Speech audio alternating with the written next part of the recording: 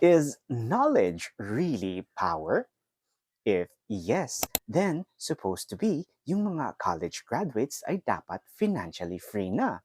But no, knowledge is only potential power.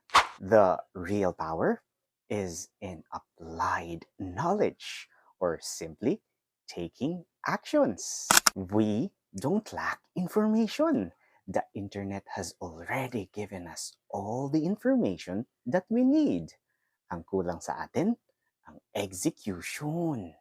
And we have to accept that there is a time for planting and there is a time for harvesting. We can never do both at the same time. And para makapag-umpisa ka ng mag-harvest, you'll need to make your hands dirty and start planting. Kapatid, take actions today. See you on my next video.